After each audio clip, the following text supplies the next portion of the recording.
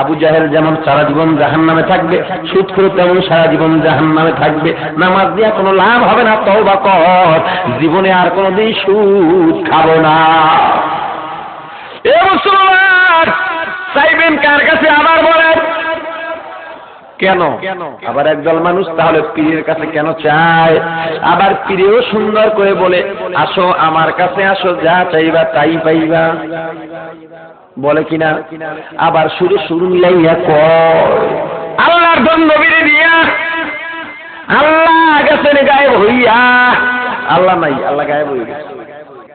নবীর দান খাজারে দিয়া, নবী গেছে খালি হইয়া।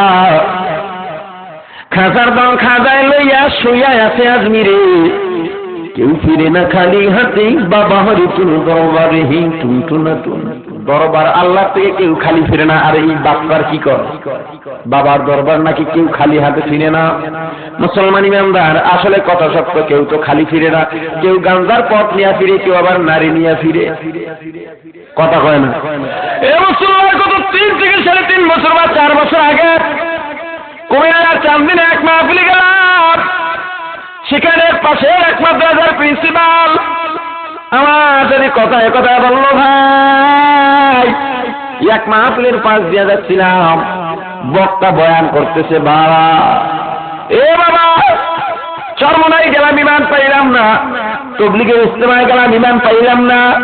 খাজা বাবার দরবারে গিয়া ইমান পাইছি। আমি বলি, আসলে সেখানে গিয়া ইমান পায় নাই, গাঁজা পাইছে। গাঁজা টানতে টানতে মাথার তার সব ছিঁড়ছে, যার কারণে আবল তাবল কয়।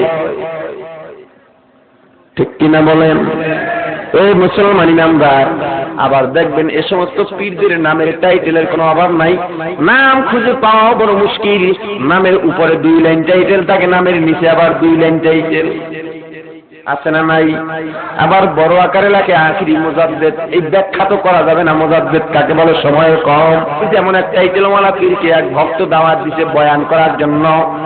যখন পীর টাইটেলওয়ালা পীর বয়ান করার জন্য যায়, মাহফিল কর্তৃপক্ষ ডাক বাংলায় যাইয়া, রেস্ট হাউসে যাইয়া, আবাসিক হোটেলে গিয়া ম্যানেজারকে ডাক দিল, ম্যানেজার সুন্দর একটা বিছানা সাজায় রাখবা, রাত্র 1:30 2টার দিকে, 12টা 1টার দিকে আমাদের পীর বাবা আসবে, খবরদার দেরি করবা না, সুন্দরভাবে তার খেদমত করবা।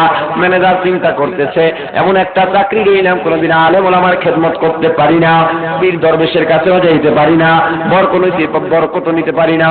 আজকে যেহেতু পীর বাবা আমার দরবারেই আসবেন, আমার হোটেলের মধ্যেই আসবেন, আমার রেস্ট হাউসেই আসবেন, সারা রাত্র ঘুমাবো না, খেদমত করবো আর বরকত নিয়ে রাখবো। ম্যানেজার অধীর আগ্রহে আছে, অপেক্ষায় আছে। রাত্র 1:30 2টার দিকে দরজার ভিতরে আওয়াজ করলো। ম্যানেজার চিন্তা করতেছে, পরিচয় না নিয়ে দরজা খোলা যায় না, কারণ যদি চোর ডাকাত হয়, ডাক বাংলার মধ্যে দামি দামি জিনিস আছে, ডাকাতি হইয়া গেলে বড় সমস্যা হয়ে যাবে। এবার ম্যানেজার ভিতর থেকে পরিচয় চায়, কে আপনি? পীর বাবায় চিন্তা করতেছে, শুধু নাম বলবো না টাইটেল সহ বলি? সিদ্ধান্ত নিল টাইটেল সহই বলি। ম্যানেজার যদি শুনতে পায় এত টাইটেল, ভয় পাইয়া খেদমত একটু বেশি করো। এবার পীর বাবা টাইটেল সহ নাম বলতেছে, পরিচয় দিতেছে, আমি শাহ সুফি সৈয়দ আল হাসানি অল হুসাইনি মুজাদ্দিদে জামান, গুলিস্তানের কামান, সদরঘাটের বিমান, বিশ্ব আশিকের শয়তান, আন্তর্জাতিক বেঈমান, বর্তমানের হামান, জনাব সেরাগালি মুজাদ্দিদি, নকশাবন্দি বস্তাবন্দি। এবার ম্যানেজার ভিতর থেকে দরজাটা ভালো করে লাগায় দিছে। পীর বাবা এত ধাক্কাইলার দরজাই খুলল না। কি করবে? অপরিচিত জায়গা, একদিকে মশা আর একদিকে শীত, চাদর একটা মুড়া দিয়া বারান্দায় ঘুমায় রইছে। ফজরে আজান হয়ে গেছে, দারোয়ান দরজা খুলে দিল। ম্যানেজার টাকা দেখে একটা লোক বারান্দার মধ্যে ঘুমায় আছে। ডাক দিছে, কে? বন্ধ দোকানের টুল পাও নাই, এখানে কেন শুইলা? এই হোটেল, এই ডাক বাংলার বারান্দায় শুইলেও টাকা দিতে হয়। পীরের মেজাজ তো গরম হয়ে গেছে, উঠছে। এই বরাবর কারে কি গো? আমি বিশ্বাস এত ধাক্কাইলাম, দরজা খুললা না, তুমি তো জইলা পুইরা সার খার হয়ে যাইবা। তাও তুই থামেন, বেয়াদবি ক্ষমা চাই, আমি বুঝতে পারি নাই যে আপনি আসছেন, তো আপনার বাকি লোকজন কোথায়? মানে হুজুর আমাকে কমিটি বলছে লোক 24 জনের জায়গা দেবো কেন? কি বলো 24 জন? আমি তো একাই আসলাম। তাহলে শাহ সাহেব কই, সুবি সাহেব কই, মুজাদ্দেদ সাহেব কই, জামান সাহেব কই, সেরাগালি মিয়া কিটা? কয় আরে মিয়া এই যে সেরাগালি বল না, এটাই আমার নাম, বাকিগুলো নামের টাইটেল। এবার ম্যানেজার ডাক দেয়া কয় হুজুর আমরা মূর্খ সূর্খ মানুষ, আমরা এত টাইটেল বুঝি না। যাদের নামের শুরুতে আর শেষে এত টাইটেল থাকে তাদের জায়গা ডাক বাংলায় হয় না, তাদের জায়গা বারান্দায় হয়। এ মুসলমান, আবার দেখবেন অনেকে পরিসংখ্যান মাপে। তোমরা কোন দরবার নিয়ে আসো? তোমাদের দরবারে যত মানুষ হয় আমাদের দরবারে তার চাইতে গরুও বেশি হয়, এমন কথা বলে কিনা? এই মুসলমান, এর জবাবে এক আল্লাহর ওলি অনেক আগে একটা অগ্রিম জবাব দিয়ে গেছেন।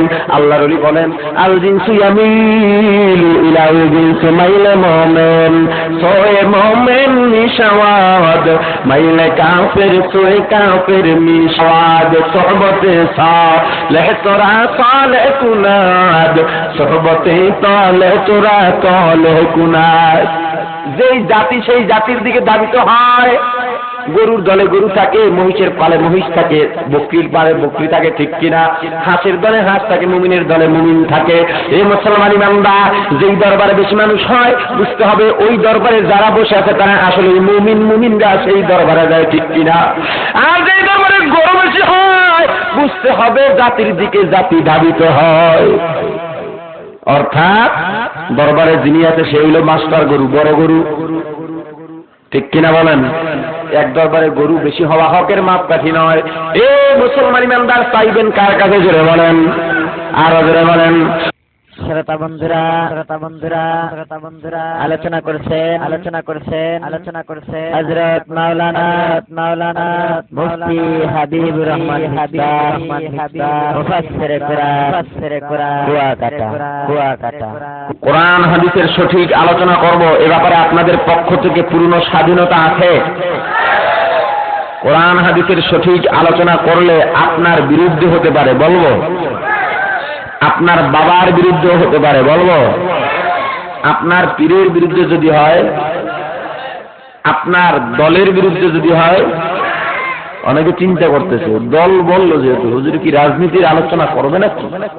আমি আপনাদের কাছে জানতে চাই রাসূল রাজনীতি করছেন কিনা? শুধু রাজনীতি করছেন এখানেই ক্ষান্ত নয়। নবীজি সাল্লাল্লাহু আলাইহি ওয়াসাল্লাম প্রধান সেনাপতি ছিলেন, যুদ্ধ পরিচালনা করেছেন, রাষ্ট্রপতি ছিলেন, রাষ্ট্রনায়ক ছিলেন, প্রধান বিচারপতিও ছিলেন। সাহাবায়ে কেরাম রাজনীতি করছেন কিনা? আমাদের আকিদার দ্বীনরা রাজনীতি করছেন কিনা? কোরআন রাজনীতিতে ব্যর্থ নাকি? পৃথিবীর এমন কোন জায়গা নাই যেখানে কোরআনের নীতি ব্যর্থ, এমন কোন শাখা নাই যেখানে রাসূলের আদর্শের নীতি ব্যর্থ। তো কোরআনের রাজনীতি আছে, নবীজি করলেন, সাহাবায়ে কেরাম করলেন, আকাবিরে দ্বীন করলেন।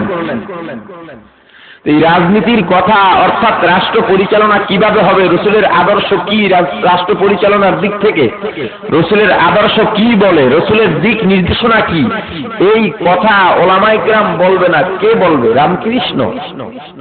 কথা কয় না। আজ 1000 বক্তার মধ্যে একজনও পাওয়া যায় না যে রাজনীতির আলোচনা করে। বরঞ্চ বহু বক্তা এমনও পাওয়া যায় কোন বক্তা রাজনীতির আলোচনা করলে সেই বক্তার সমালোচনা করে। আছে না নাই? আচ্ছা বলেন তো, আজ সমাজের ভিতরে ওলামায়ে কেরাম, ইমাম সাহেবরা রাজনীতির আলোচনা না করার কারণে, অর্থাৎ রাষ্ট্র কোন পদ্ধতিতে পরিচালিত হবে, চেয়ারম্যান সাহেব কিভাবে ইউনিয়ন পরিচালনা করবেন, গম আসছে গমগুলো কিভাবে ভাগ করবেন, বিচার ব্যবস্থা কিভাবে করবেন, এই মোট কথার নীতির নাম হলো রাজনীতি। এই নীতিগুলো ওলামায়ে কেরাম না বলার কারণে সাধারণ মানুষগুলো দিন দিন কুফরি সংবিধানের দিকে ধাবিত হচ্ছে।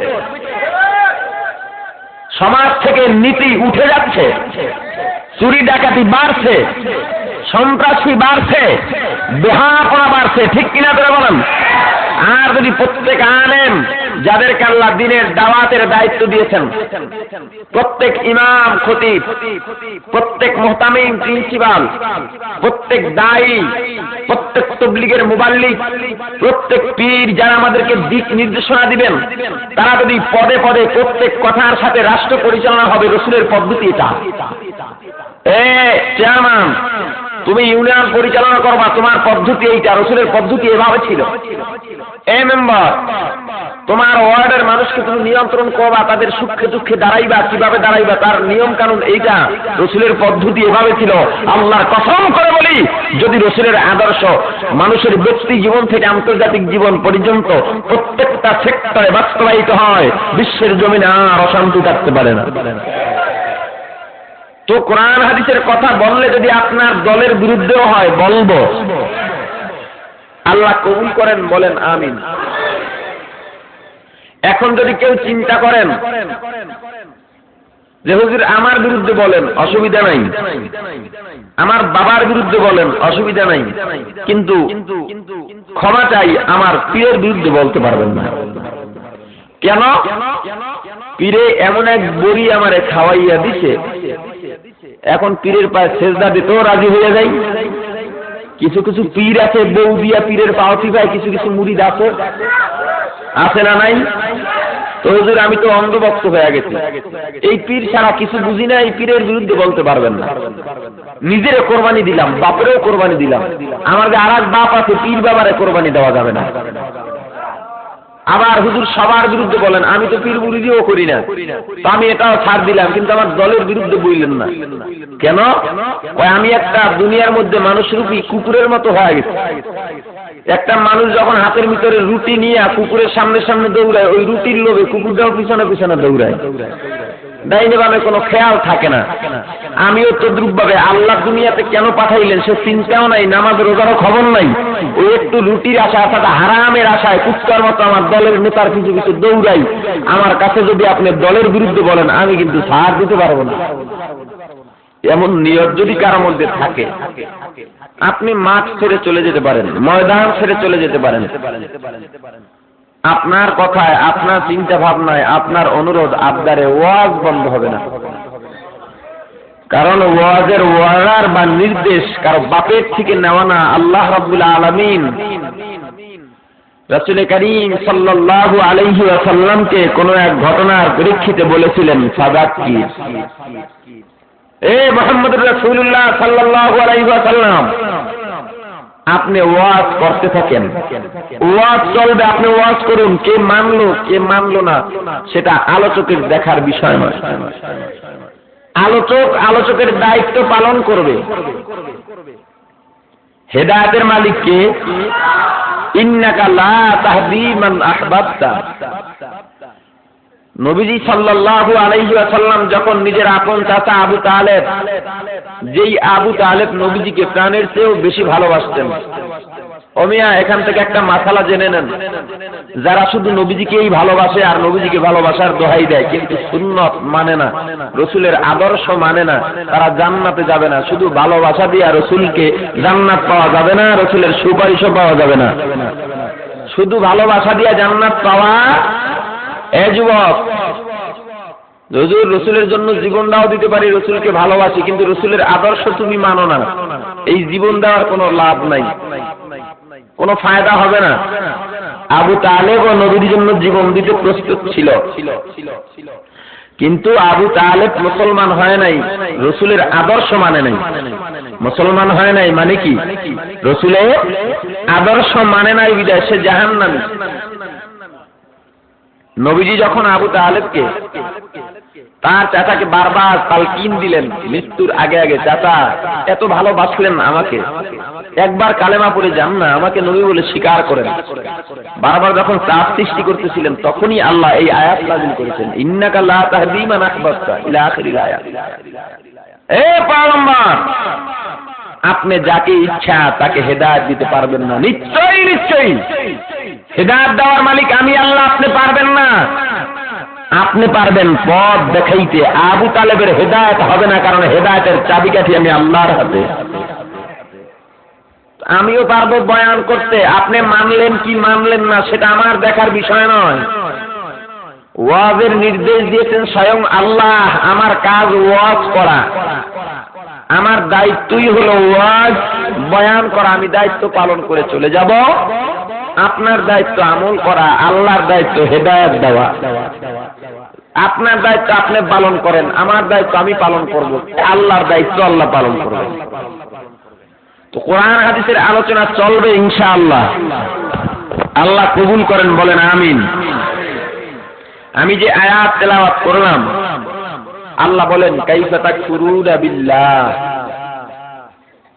হে বিশ্ববাসী মানব মণ্ডলী, তোমরা আল্লাহর সাথে কিভাবে কুফরি করো, নাফরমানি করো,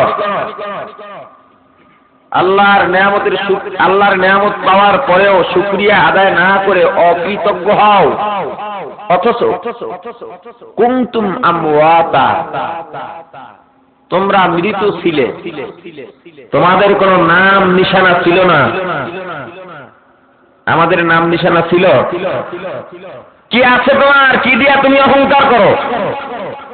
কিচ্ছু নাই। মুসলমান অহংকার করতে পারে না। শুধু মুসলমান নয়, দুনিয়ার কোন মানুষ অহংকার করতে পারে না। আল্লামা কারি তাইয়্যিব রাহমাতুল্লাহি আলাইহি খুতবাতে হাকিমুল ইসলামের মধ্যে এক ছোট্ট একটা ঘটনা বর্ণনা করেন। এক আল্লাহর নিরার কিনারা দিয়া জিকির করেন আর হাঁটতেছেন। এমন সময় সুঠাম দেহের অধিকারী শক্তিশালী উঠতি বয়সী এক যুবক পায়ের মধ্যে আওয়াজ করে, জমিনের মধ্যে আওয়াজ করে রাস্তা দিয়ে হাঁটি। আল্লাহর ডাক দিলেন, যুবক দাঁড়াও। যুবক দাঁড়াইয়া গেল। এ বৃদ্ধ কি বলবেন, তাড়াতাড়ি বলেন। আল্লাহর জবাব দিলেন, বাবা এতটা অহংকার ভালো নয়। যুবকের মেজাজ গরম হয়ে গেছে। যুবক ডাক দিছে, আল্লাহর গোলাম কি অহংকারে দেখলেন, এত বড় অপবাদ দিলেন? জানেন আমি কে? চিনেন আমি কে? আমার পরিচয় কি? জানেন আমার বংশ পরিচয় কি? আল্লাহর জবাব দিয়া বললেন, বাবা আমি তোমাকে চিনি, তবে তোমার বংশ পরিচয় জানি না। এ বাবা, তোমার বাবা কি করে, কত ক্ষমতার মালিক, তোমার আত্মীয় স্বজন কত ক্ষমতা, কত টাকার মালিক আমি জানি না। তবে যুবক আমি শুধুমাত্র তোমাকে চিনি, তোমার পরিচয় জানি।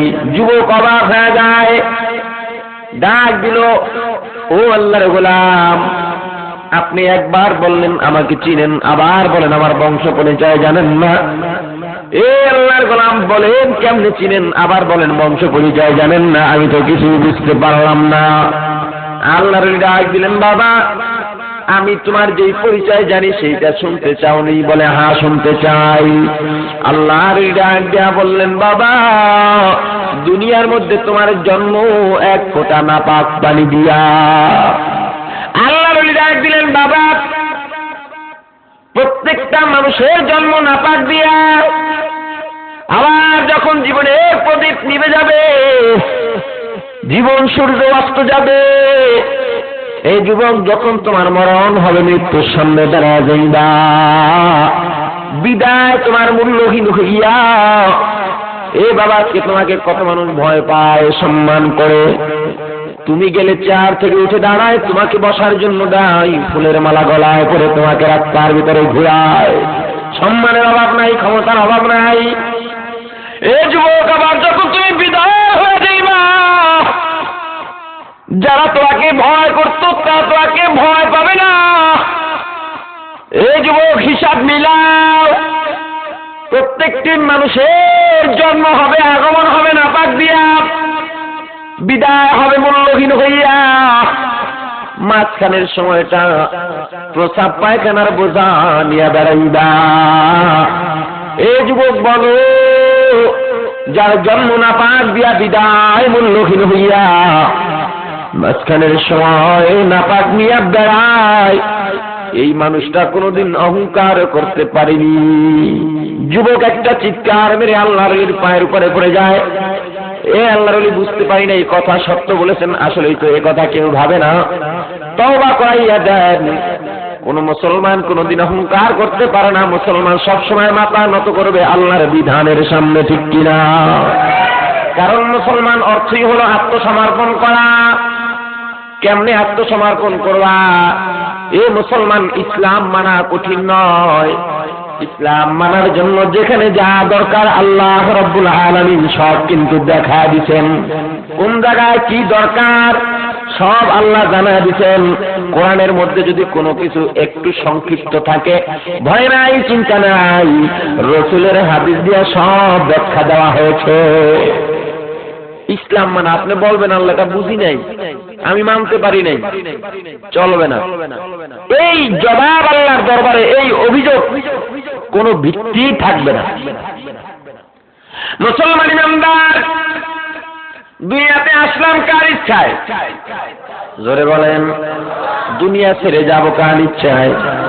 মুসলমান আসলাম আল্লাহর ইচ্ছায়, যাব আল্লাহর ইচ্ছায়। এই মুসলমান, মাঝখানের সময়টা কেন তোমার ইচ্ছায় অতিবাহিত করো, ব্যবহার করো। মুসলমান কাকে বলে? কিভাবে আত্মসমর্পণ করবা? আসলাম আল্লাহর ইচ্ছায়, যাব আল্লাহর ইচ্ছায়। এ মুসলমান, যেই বান্দা দুনিয়ার মধ্যে আল্লাহর ইচ্ছায় জীবনটা অতিবাহিত করবি, তার নাম মুসলমান। এমন মুসলমানের জন্য জান্নাত শুধু নামদারি মুসলমানের জন্য আল্লাহর জান্নাত হারাম। কিভাবে আত্মসমর্পণ করবেন আল্লাহ শিখিয়ে দিয়েছেন। ইন্না সালাতি ওয়া নুসুকি ওয়া মাহইয়ায়া ওয়া মামাতি লিল্লাহি রাব্বিল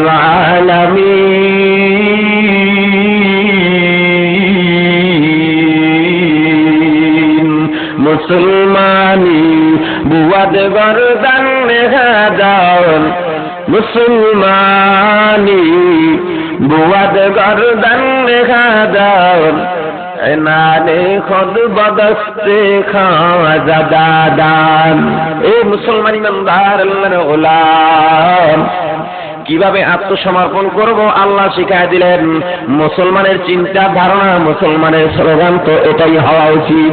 আয় আল্লাহ, আমার নামাজ, আমার রোজা, আমার কুরবানি, আমার তাকওয়া, আমার পরহেজগারি, আমার বেঁচে থাকা, আমার মরে যাওয়া, দুনিয়ার মধ্যে চলাফেরা যা কিছু আছে, আল্লাহ, আমার সংসার, আমার জীবন, আমার মন, আমার সম্পদ, আমার টাকা, আমার পয়সা, যা কিছু আছে একমাত্র তোমার জন্য, তোমার কুদরতি কদমে আমি সব সুপর্দ করে দিলাম। এর নাম মুসলমান। আল্লাহ রাব্বুল আলামিন দুনিয়ার মানুষদেরকে ডাক দিয়া বলেন, হে বিশ্ববাসী মানব মণ্ডলী, কাইফা তাকফুরুনা বিল্লাহ, তোমরা কিভাবে আল্লাহর সাথে কুফরি করো, অথচ ওয়া কুনতুম আমওয়াতা, তোমাদের কোনো নাম নিশানা ছিল না, তোমরা মৃত ছিলে। সত্য না মিথ্যা? ফাআহইয়াকুম, অতঃপর আমি আল্লাহ তোমাদেরকে জীবন দিলাম। সুম্মা ইউমীতুকুম, আবার মরতে হবে। সুম্মা ইউহয়িকুম, আবার তোমাদেরকে জীবিত করা হবে। সুম্মা ইলাইহি তুরজাউন, আবার আল্লাহর দরবারে ফিরে যেতে হবে। আল্লাহর কাজ করায় দাঁড়ানো লাগবে। দুনিয়ার জীবনে কি করছো হিসাব দেওয়ার জন্য প্রস্তুত হও।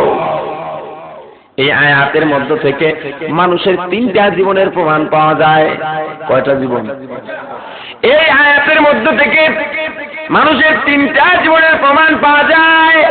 এই মুসলমান, বয়ানগুলো মুখস্থ রাখার চেষ্টা করবেন। শুধু গতানুগতিক ভাবে ওয়াজ শোনার যে নিয়ত আছে, গতানুগতিক ভাবে মাহফিলের দাওয়াতটাই নিয়ে চলে যান, কাজ নাই, কর্ম নাই। যদি বক্তার সুর ভালো হয়, বসে থাকেন, ওয়াজ কি করলো শোনার প্রয়োজন মনে করেন না, এমন যদি থাকেন, নিয়ত পরিবর্তন করেন। নিয়ত পরিবর্তন না করতে পারলে আপনি চলে যান, মাঠের জায়গা নষ্ট করে লাভ নাই। মুসলমান, আরো একটা দোষ আছে, যারা শ্রোতা, আপনারা শ্রোতাদের ওয়াজ শোনা হয়ে গেছে নেশা, আর আমরা যারা বয়ান করি আমাদের বক্তাদের ওয়াজ করা হয়ে গেছে পেশা। যার কারণে এত ওয়াজ হয় কিন্তু আমলদারির সংখ্যা বাড়ে না, ঠিক কিনা? এ মুসলমান, প্রত্যেকটা আলোচক, প্রত্যেক খতিবের খুতবা, আলোচকের আলোচনা, বক্তার বক্তৃতার শেষ সময় প্রত্যেকটা মানুষের মধ্যে এমন ভাবে বুঝাতে হবে মানুষ যাতে বুঝতে পারে আলোচনার মধ্যে থেকে আমি সারমর্ম কি পেলাম, মূল কথা বিষয়বস্তুটা কি পেলাম, আমি এই আলোচনার মাধ্যমে কি নিয়ে সামনের দিকে আগাইতে পারি, কি আমল করতে পারি, এই সারমর্ম ওয়াইজ যিনি থাকবেন তারও বুঝা দিতে হবে, শ্রোতাদেরও ভালো করে বুঝতে হবে। শুধুমাত্র সাত জমিন উপর আর সাত জমিন নিচের ওয়াজ করলে চলবে না। মুসলমান এই দুনিয়ার ওয়াজ করতে হবে যাতে দুনিয়ার থেকে আল্লাহকে চিনে কবরে যাইতে পারি, ঠিক কিনা? শুধুমাত্র হাসান হোসাইনের কেসটা, কারবালার কেসটা শুনতে শুনতে অভ্যস্ত হয়ে গেছি।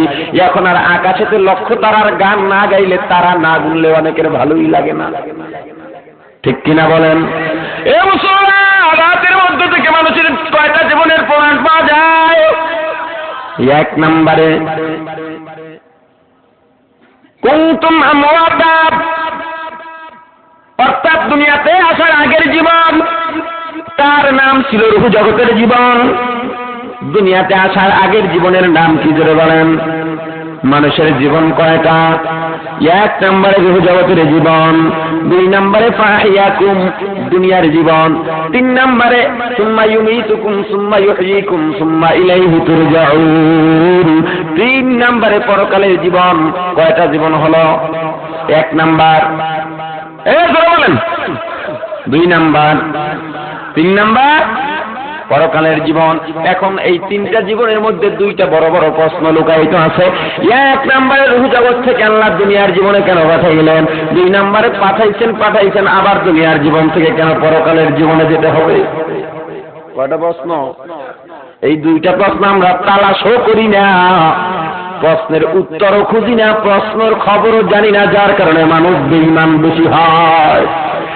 আল্লাহ রাব্বুল আলামিন দুনিয়ার মধ্যে কেন আমাদেরকে পাঠাইলেন? 29 নম্বর পারা সূরা মুলকের শুরুর দিকে উত্তর দিয়ে আল্লাহ বলেন, আল্লাযী খালাকাল মাউতা ওয়াল হায়াতা লিয়াবলুয়াকুম আইয়ুকুম আহসানু আমালা ওয়া হুয়াল আজিজুল গফুর।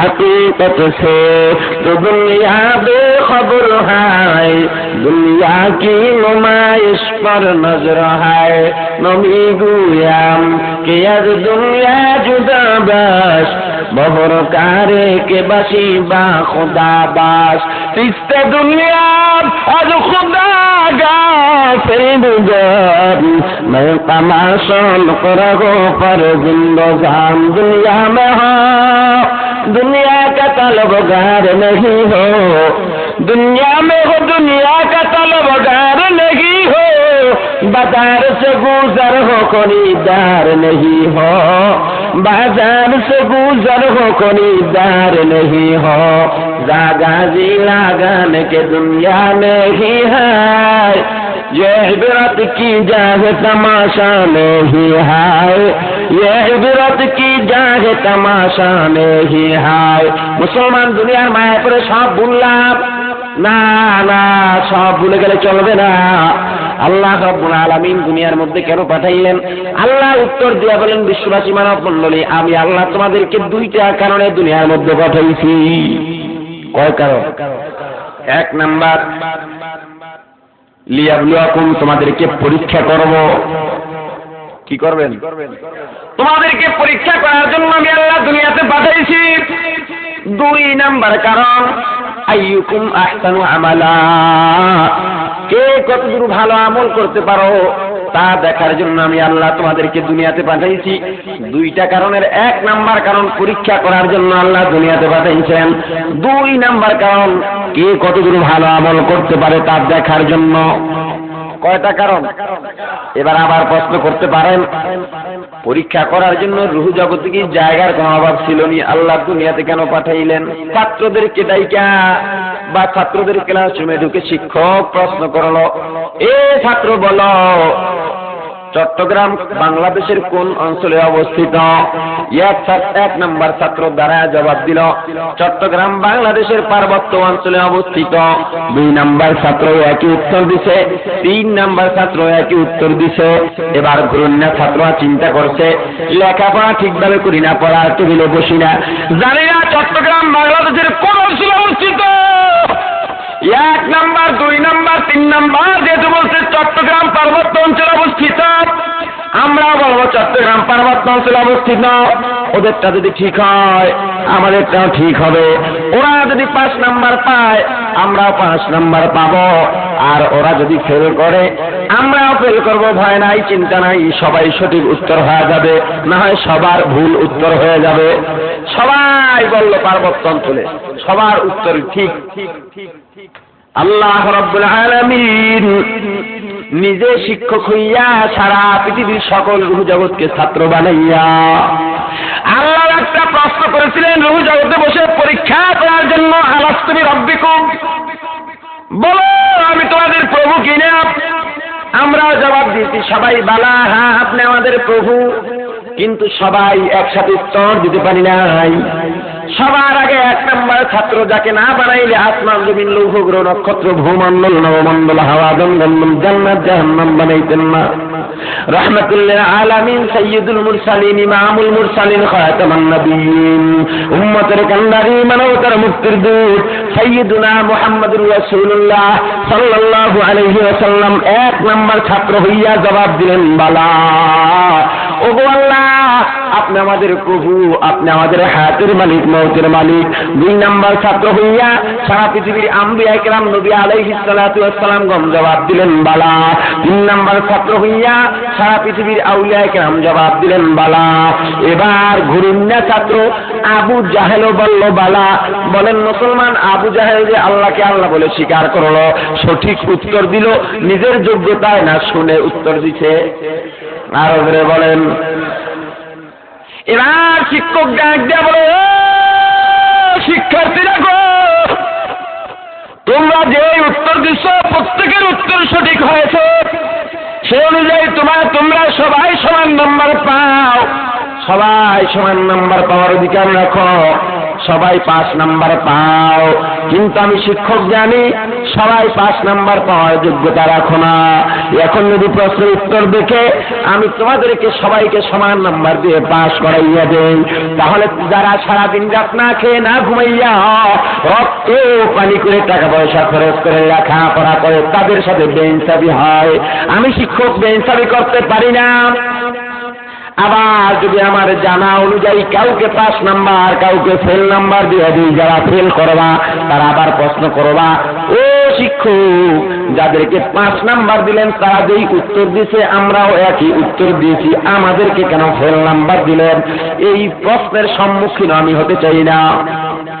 আল্লাহ রাব্বুল আলামিন রূহ জগৎকে ডাক দিয়ে বললেন, রূহ জগৎ তোমরা যে উত্তর দিছ প্রত্যেকের উত্তর সঠিক, সেই হিসেবে সবাই সমান নাম্বার পাওয়ার অধিকার রাখো, সবাই জান্নাত পাও। কিন্তু আমি আল্লাহ জানি সবাই জান্নাতে যাওয়ার যোগ্যতা রাখো না। এখন যদি নাম্বার অনুযায়ী আমি আল্লাহ সবাইকে জান্নাতে দিয়ে দেই, তাহলে যারা সারাদিন রাত নামাজ রোজা করে ইবাদত করে হারাম খায় না কষ্টের মধ্যে থাকে তাদের সাথে বেইনসাফি হয়, আমি আল্লাহ বেইনসাফি করতে পারি না। আর যদি আমার জানা অনুযায়ী আমি আল্লাহর ইলম অনুযায়ী যদি এক দলকে ভাগ করে জান্নাতে দিয়ে দেই আর এক দলকে জাহান্নামে দিয়ে দেই, জাহান্নামীরা প্রশ্ন করবা, ওগো আল্লাহ যাদেরকে জান্নাতে দিলা তারা তো একই উত্তরের প্রশ্ন দিয়েছিল, একই প্রশ্নের উত্তর দিয়েছিল, একই উত্তর দিয়েছে, আমরাও সেই একই উত্তর দিলাম, আমাদেরকে কেন জাহান্নামে দিলা আর তাদেরকে কেন জান্নাতের মধ্যে দিলা? আমি আল্লাহ প্রশ্নের সম্মুখীন হতে চাই না। শিক্ষক ডাক দিয়া বললেন, শিক্ষার্থীরা যদি যোগ্যতা যাচাই করতে চাও, তোমাদের যোগ্যতা প্রমাণ করতে চাও, 5 নাম্বার পাইতে চাও, তাহলে ক্লাসরুমে বসে যোগ্যতা যাচাই হয় না, প্রমাণ করা যায় না। যদি যোগ্যতা যাচাই বাছাই করতে চাও, প্রমাণ করতে চাও, তাহলে ক্লাসরুমের পরে আরেকটা আলাদা জায়গায় যেতে হবে, যার নাম পরীক্ষার হল। যোগ্যতার প্রমাণ হয় কোথায়? পরীক্ষা নিলেই যোগ্যতার প্রমাণ হয়, ঠিক কিনা? এবছর ক্লাসের মধ্যে অনেক সময় দেখা যায় একটা ছাত্র বারবার শিক্ষকের প্রশ্নের উত্তর দেয়, ভালোই পারে, আর একটা ছেলে উত্তর দেয় না, তেমন কথাও বলে না, কিন্তু পরীক্ষার হলে যখন প্রশ্ন দেয়, প্রশ্নের উত্তরের ক্ষেত্রে খাতা দেখার পরে যখন রেজাল্ট বের হয়, তখন দেখা যায় যে এই ছাত্রটা কথাই বলতো না, সে 1 নম্বরে হয়ে যায়। ঠিক কিনা? এ মুসলমানি বান্দার শিক্ষক পরীক্ষার্থীদেরকে ডাক দিয়ে বলে, এ শিক্ষার্থীরা, এ পরীক্ষার্থীরা, ভালো করে জেনে নাও, যে পরীক্ষা হলে যাইবা, ওই পরীক্ষার হল নির্ধারণ করবো আমি শিক্ষক।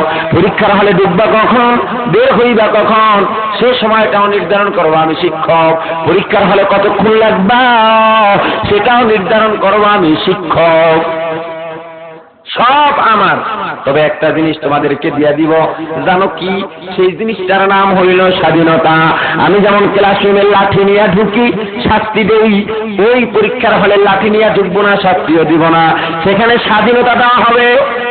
এ পরীক্ষার্থী, তোমার প্রশ্নের উত্তরের ক্ষেত্রে স্বাধীনতা দিলাম, ইচ্ছা করলে সঠিক উত্তর দিতে পারো, ইচ্ছা করলে ভুল উত্তর দিতে পারো, ইচ্ছা করলে বউয়ের কাছে চিঠিও লিখতে পারো, বাধা দেওয়া হবে না। এ শিক্ষার্থী, পরীক্ষার্থী, তবে ভালো করে শুনে নাও, পরীক্ষার হলে যাইয়া স্বাধীনতা পাওয়ার পর তুমি যদি প্রশ্নের উত্তর না দিয়া বিবির কাছে চিঠি লেখো, ভুল উত্তর দাও, 3 মাস পরে যখন রেজাল্ট বের হবে, তখন তুমিও কাঁদবা, তোমার মা বাবা 14 গোষ্ঠী কাঁদলেও আর 5 নাম্বার পাওয়া যাবে না। আল্লাহ রাব্বুল আলামিন রূহ জগৎকে ডাক দিয়া বললেন, এ রূহ জগৎ, ভালো করে শোনো, যদি যোগ্যতা যাচাই করতে হয়, যোগ্যতা যাচাইয়ের জন্য এই ক্লাসরুম রূহ জগৎ হবে না, আলাদা একটা জায়গায় যাওয়া দরকার, যেই জায়গাটার নাম পরীক্ষার হল, ওই জায়গা নির্ধারণ করবো আমি আল্লাহ। আর দুনিয়া মাযরাতুল আখিরা, সেই জায়গাটা আমি আল্লাহ তোমাদের জন্য দুনিয়া বানায়া দিলাম। এই দুনিয়া আমাদের জন্য পরীক্ষার হল। আল্লাহ জানা দিলেন, বান্দা, দুনিয়া নামক পরীক্ষার হলে কখন যাইবা, কখন আবার ফিরে আসবা, সে সময় নির্ধারণ করবো আমি আল্লাহ। ওই পরীক্ষা হলে কখন তুমি প্রশ্নের উত্তর শুরু করবা, অর্থাৎ বালের হওয়ার পর থেকেই তোমার উপরে শরীয়তের বিধান আরোপিত হবে, সেটাও নির্ধারণ করবো আমি আল্লাহ। তবে বান্দা, সব কিছু আমার হবে, একটা জিনিস তোমাদের হাতে ছেড়ে দিব, কি জানো বান্দা? আল্লাহ রাব্বুল আলামিন 14টা কসম খেয়ে বলেন, কয়টা জোরে বলেন? আল্লাহ 14টা কসম খেয়ে বলেন, ফাআলহামাহা ফুজুরাহা ওয়া তাকওয়াহা। এ বান্দা, আমি আল্লাহ তোমাদের হাতে স্বাধীনতা দিয়ে দিলাম, ইচ্ছা করলে গুনাহ করতে পারো, ইচ্ছা করলে নেকের কাজও করতে পারো, ইচ্ছা শক্তি তোমাকে দিয়ে দিলাম, স্বাধীনতা দিলাম। তবে বান্দা, স্বাধীনতা পাইয়া তুমি যদি নেকের কাজ করো, আমি আল্লাহ বড় খুশি হইয়া যাব, তোমার যোগ্যতার প্রমাণ হবে, তোমার জন্য আমি আল্লাহ জান্নাত নির্ধারণ করে রাখবো। আর স্বাধীনতা পাওয়ার পর তুমি যদি আমি আল্লাহর সাথে নাফরমানি করো, তাহলেও আমি আল্লাহ কিছু বলবো না, কারণ দুনিয়া যেহেতু পরীক্ষার হল, পরীক্ষার হলে শাস্তির কোনো বিধান নাই। এজন্য আমি আল্লাহ তোমার হাতে স্বাধীনতা দিলাম। স্বাধীনতা পাইয়া তুমি যদি পরীক্ষায় পাস না করতে পারো, মৃত্যুর পরে যখন ফলাফল প্রকাশ পাবে, জাহান্নাম ছাড়া উপায় হবে না, যতই কান্দো আর কোনোদিন জান্নাত পাইবে না, 5 নাম্বার পাওয়া যাবে না। মুসলমান ইমানদার, আল্লাহ কেমনে পরীক্ষা করবেন তাও আল্লাহ জানায় দিয়েছেন, যাতে মানুষ ভুল বুঝতে না পারে, কিভাবে পরীক্ষা আসতে পারে। মুসলমান, আল্লাহ জানায় দিলেন, তাকিদ দিয়া বলেন, ওয়ালা নাবলুওয়ান্নাকুম বিশাইইন মিনাল খাউফি ওয়াল জু'i ওয়া নাকসিম মিনাল আমওয়ালি ওয়াল আনফুসি ওয়াস সামারাত ওয়া বাশশিরিস সাবিরিন। আল্লাহ তাকিদ দিয়া বলেন, এ বিশ্ববাসী মানব মণ্ডলী, আমি আল্লাহ তোমাদেরকে পরীক্ষা করবই করব। কিভাবে পরীক্ষা করব? এ বান্দা, মালের ক্ষতি দিয়া, জানের ক্ষতি দিয়া, অসুস্থতা দিয়া, ক্ষুধা দিয়া, ব্যবসার লোকসান দিয়া, ফলের ক্ষতি দিয়া, সন্তানের বিয়োগ দিয়া, মরণ দিয়া আমি আল্লাহ পরীক্ষা করব। তবে পরীক্ষার মধ্যে যারা ধৈর্য ধারণ করতে পারবা, তারা দুনিয়া আখিরাতের মধ্যে সফলতা অর্জন করতে পারবা। আল্লাহ পরীক্ষা করবেনই করবেন, প্রস্তুত থাকো মুসলমান। এক আল্লাহর বান্দা গরিব, দিন আনে দিন খায়, মানুষের বাড়ি কাজ করে আর সংসার চালায়। নিজেরও সাধারণ কিছু জমি ছিল, চাষাবাদ করে আর সংসার চালায়। হঠাৎ একদিন কানের মধ্যে আওয়াজ পায়, এই এলাকার মুসলমানেরা, আমাদের অঞ্চলের মধ্যে একটা ওয়াজের মাহফিল হবে। ওই ওয়াজের মাহফিলে দেশ বিদেশ থেকে ওলামায়ে কেরাম, কোরআনের আলেমরা এসে কোরআন হাদিস ধরে ধরে বয়ান করবেন, তোমাদেরকে দাওয়াত দিয়া গেলাম। আল্লাহর বান্দার নাম আব্দুল আজিজ।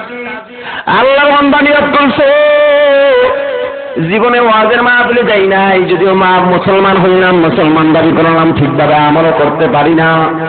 আজকে যেহেতু ওয়াজের মাহফিলের দাওয়াত পাইলাম, আজকে ওয়াজের মাহফিলে যাবো, গিয়া দেখবো ওলামায়ে কেরাম কি বলে, না আমল করার চেষ্টা করব।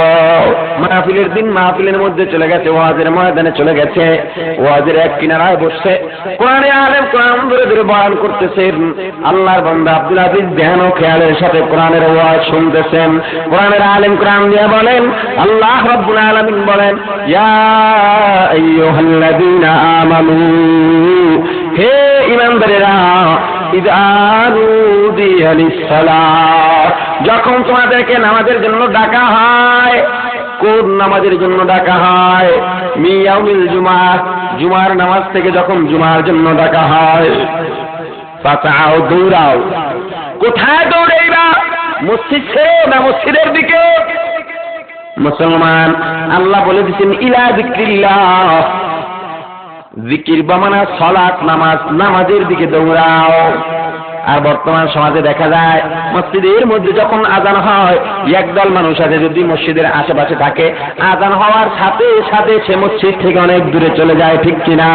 কারণ চিন্তা করে, আরে এখানে যদি দাঁড়িয়ে থাকি, কিছুক্ষণ পর মুসল্লিরা নামাজ পড়ার জন্য আসবে, আমারও তো নামাজ পড়তে ঢুকতে হবে, মানবতার খাতিরে নামাজ পড়তে ঢুকলে তো কপালে ঠাডা পড়ে। কি এ মুসলমান, বহু মসজিদের রাগ করবেন না, জানি না যদি কারোর সাথে মিলে যায় ক্ষমা চাই। বহু মসজিদের সেক্রেটারি, সভাপতি সাহেবের ছেলে মেয়েরাই তো নামাজ পড়ে না, আছে না নাই? আরে অনেক মসজিদের সভাপতি সেক্রেটারি নিজেই নামাজ পড়ে না, সুদ ঘুষ খায়, আছে না নাই? ইমাম সাহেব যদি মসজিদের মধ্যে বসে একটু সুদের বিরুদ্ধে কথা বলে, পরের দিন অপেক্ষা করে না, বয়ান শেষ করে রুমের মধ্যে গিয়া ইমাম সাহেবের কামরায় গিয়া সভাপতি ডাক দেয়, মাতবর সাহেব ডাক দেয়, সুদখোর ঘুষখোর পেট মোটায় ডাক দেয়, হুজুর একটু জরুরি কথা আছে, বাহিরের কেউ ডাকলে দূরে বের করে দেয়, হুজুর এখানে বহু দলের মানুষ নামাজ পড়ে, হুজুর আজীবন চাকরি পারমেন্ট কইরা দিব, চাকরি টাকাও 2000 বাড়ায় দিব বেতন, তবু পায় দেখছি সুদের বিরুদ্ধে কিছু কইেন না, পেটটায় লাথি দিয়েন না, আছে না নাই? আবার কিছু ইমাম আছে, চাকরি টিকানোর জন্য ওই দিন থেকে আর কোনোদিন সুদের বিরুদ্ধে কথাই বলে না, অথচ দরকার ছিল যেদিন নিষেধ করবে পরের জুমায় ইমাম সাহেব ওই সুদখোরের নাম ধরে বয়ান করতে হবে। ইমাম সাহেব দ্বারা আছে, নতুন ইমাম নিয়োগ হয়েছে, হঠাৎ টাকা দেখে এক যুবক হেঁটে যায়, আর একটু নাচতে আছে, কানের মধ্যে দুইটা বল্টু ঢুকানো, তার লাগানো, একটু নাচেও মোড়ায়, আবার গান গায়, তুমি আমার আমি তোমার, কি ব্যাপার? ইমাম সাহেব জিজ্ঞাসা করে পাশের দাঁড়ানো ছেলেটা কে? কয় হুজুর আপনার মসজিদের স্বনামধন্য সভাপতির ছেলে। তাই নাকি? হ্যাঁ, আজান হয়ে গেছে, মোড়ায় করে ডাক দে, ডাক দিছে, তুমি নাকি সভাপতি ছিল? হ্যাঁ হুজুর, আল্লাহর রহমত, মসজিদ মাদ্রাসার সভাপতি সেক্রেটারি তো এমনি অদায় না, আল্লাহ কবুলটা করে, কথাটা আসলেই সত্য। তো বাবা তুমি মসজিদের সভাপতি ছেলে, চলো নামাজটা পড়ো। হুজুর টুপিটা বাড়িতে রয়েছে, টুপি লাগবে না, টুপি আমি দিব। হুজুর কাপড় ভালো না। ইমাম সাহেব কইল ঠিক আছে, কাপড় ভালো না থাকলে আজকে তুমি পড়ো, ভালো না থাকলে আজকে এই খারাপ অবস্থায় নামাজ হবে, তুমি আসো। মাথা চুলকাতে, হুজুর আসলে কি পড়বো কম, মনটাই ঠিক নাই। ইমাম সাহেব বলতেছেন মন ঠিক থাকার দরকার নেই, আজকে এই মন বেঠিক নিয়েই তুমি নামাজে দাঁড়াও। এনার কিছু খুঁজ যাবে না, শেষ পর্যন্ত হুজুর ভেজাল তো আপনার মধ্যেই, আপনার পিছনে নামাজ পড়ি কেমনে করেন? ভেজালটা হুজুর গো মাথায় দিয়ে দিচ্ছে, এই মসজিদে যাস না, হুজুর কেমনে যাইতাম? যদি এলাকার কেউ জিজ্ঞাসা, এই বেটা চল মসজিদে যাই নামাজ পড়তে যাই, আর তুই যা, এই ইমামের পিছনে আমি নামাজ পড়ি না, কে? আর ইমাম মিথ্যা কথা কয়, এই ইমামের চাইতে আমি ভালো আছি, আর আহাম্মক ইমামের চাইতে তুই ভালো হইলে তুই ইমামতি করস না কেন? আছে না নাই? কাজের এই যে হুজুর ডেডি ভালো না, এদের পিছনে কিসের নামাজ পড়বো? আর ইমাম যদি একটা মিথ্যা কথা কয়, তুই তো 10টা কস, মিথ্যা মিথ্যায় তো সমান, তুমিও মিথ্যা বলো, ইমামও মিথ্যা বলে, মিথ্যায় মিথ্যায় তো সমান হয়ে গেল। কিন্তু ইমামের মাথায় টুপি থাকে, তোমার মাথায় তো নাই, একদিক থেকে তো ইমাম তোমার চাইতে ভালো। অতএব যা মুক্তাদির চাইতে ইমাম যদি একটা দিক থেকে গুণ ভালো হয়, ওই খারাপ মুক্তাদির খারাপ ইমাম ইমামতি করতে পারে? বুঝেন নাই? ইমামও সুদ খায়, মুক্তাদিও সুদ খায়, এই সুদখোরের পিছনে সুদখোর নামাজ পড়তে পারে? মুসলমান ইমানদার, আল্লাহ বান্দা আব্দুল আজিজ মাহফিলের কিনারায় বসে গেছেন, কোরআনের আলেম কোরআন দিয়ে বয়ান করে। আল্লাহ রাব্বুল আলামিন কোরআনের মধ্যে ঘোষণা করেন, ইয়া আইয়ুহাল্লাযীনা আমানু, হে ঈমানদাররা, ইযা নুদিয়া লিস-সালাহ, যখন তোমাদেরকে নামাজের জন্য ডাকা হয়, কোন নামাজ? মিন ইয়াউমিল জুমআহ, জুমার নামাজ থেকে ডাকা হয়। কিসের মাধ্যমে ডাকা হয় বলেন তো? আযানের মাধ্যমে। ফাসআউ, দৌড়াও। মুফাসসিরিন ইকরাম বলেন দৌড়ানোর কথা কেন বলা হয়েছে? আসলে দৌড়ানোর উদ্দেশ্য নয়, নামাজে যাতে তাড়াতাড়ি যায় গুরুত্ব বোঝানোর জন্য ফাসআউ ব্যবহার করা হয়েছে। এরপর শুধু এখানেই ক্ষান্ত নয়, ওয়াদারুল বাই, এ মুসলমান নামাজের দিকে যাও, যদি ব্যবসার মধ্যে থাকো ব্যবসা ছেড়ে দাও, ব্যবসা বলাইয়া নামাজের মধ্যে যাও। ব্যবসার কথা কেন বলা হলো? মুফাসসিরিন ইকরাম বলেন দুনিয়ার মধ্যে যত কাজ আছে সব চাইতে, সব কাজের চাইতে গুরুত্ব বেশি ব্যবসার মধ্যে। যেহেতু ব্যবসা ফালাইয়া এত বড় গুরুত্বপূর্ণ কাজ ফালাইয়াও নামাজের মধ্যে যাওয়া লাগবে, বোঝা গেল দুনিয়ার মধ্যে যত গুরুত্বপূর্ণ কাজ আছে সব চাইতে বেশি গুরুত্ব নামাজে। আল্লাহ বান্দা ওয়াজ শুনে মনে রাত দিয়ে আল্লাহ দরবারে কান্নাকাটি করে তওবা করল, আল্লাহ ঠিকভাবে ইবাদত করতে পারি নাই, আয় আল্লাহ ওয়াজের মাহফিল থেকে বুঝলাম আত্মসমর্পণ করাই হইল একজন মুসলমানের কাজ। আল্লাহ আজ থেকে তোমার দরবারে তওবা করলাম, আত্মসমর্পণ করলাম। জীবনে দুনিয়ার মধ্যে যতদিন বেঁচে থাকবো আল্লাহ কোনদিন নাফরমানি করব না, নামাজও কোনদিন ছাড়ব না। আল্লাহর বান্দা আব্দুল আজিজ জমিনের মধ্যে কাজ করে, হঠাৎ কানের মধ্যে জুমার নামাজের আযানের আওয়াজ পায়। আল্লাহর বান্দার ওয়াজের কথা স্মরণ হয়ে গেছে। দুনিয়ার যত কাজ থাকুক না কেন, জুমার নামাজের আযান যখন কানের মধ্যে শুনবা আর দেরি করবে না, দুনিয়ার কাজ ফলাইয়া মসজিদের মধ্যে যাইবা। আল্লাহর বান্দা আগেই তো মনে আছে তওবার কথা, তওবা করেছি আর কোনদিন নামাজ ছাড়বো না, 5 ওয়াক্ত ছাড়া যাবে না, 5 ওয়াক্ত তো পড়তেই আছে। আর জুমার নামাজের আযানের পরে কোনদিন কাজ করবে না, তওবা করেছে। আল্লাহর বান্দা আব্দুল আজিজ সব ফালাইয়া বাড়ির মধ্যে দৌড়াইয়া গিয়া বিবিকে ডাক দিয়া বলে, বিবি যা নামাজ পাগড়ি জুব্বা টুপি দাও, তাড়াতাড়ি দাও, সময় বয়ে যায়, জুমার মসজিদে যাব। বিবি জানো পাগড়ি জুব্বা টুপি স্বামীর হাতে দিয়া বলে, স্বামী গো নামাজ পড়তে যাইবা, ভালো কথা, একটু আগে খবর পেলাম আমাদের গম ভাঙ্গাইয়া চা বানানোর জন্য তুমি যেই মিল ঘরে দিছো, ওই মিল ঘরের মিস্ত্রি মিলঘর বন্ধ করে 3 দিনের ছুটি নিয়ে বাড়িতে চলে যাবে, 3 দিন ঘর বন্ধ থাকবে। এখনই যদি আটা আনতে না যাও, এ স্বামী 3 দিন পর্যন্ত আটা পাবো না, না খাইয়া থাকতে হবে। কেউ কর্জ দিবে না, কারণ আমরা গরিব, পরিশোধ করতে পারবো কিনা সেই ভয় দিবে না। আল্লাহর বান্দা আব্দুল আজিজ 1 সপ্তাহ আগে মাত্র নিয়ত করেছে আল্লাহর পথে চলবে, আল্লাহর পুরনো গোলাম হয়ে যাবে। আল্লাহর পরীক্ষাও শুরু হয়ে গেছে। মুসলমান যত বেশি আল্লাহর গোলাম হতে চাইবেন, যত বেশি আল্লাহর পথে চলতে চাইবেন, রাসূলের আদর্শ মানতে চাইবেন, ততই বেশি পরীক্ষা আসবে। আপনি আসলে মানতে চান, আসলেই চান কিনা, বিপদের সময় আল্লাহকে ভুলে যান কিনা, এজন্যই পরীক্ষা।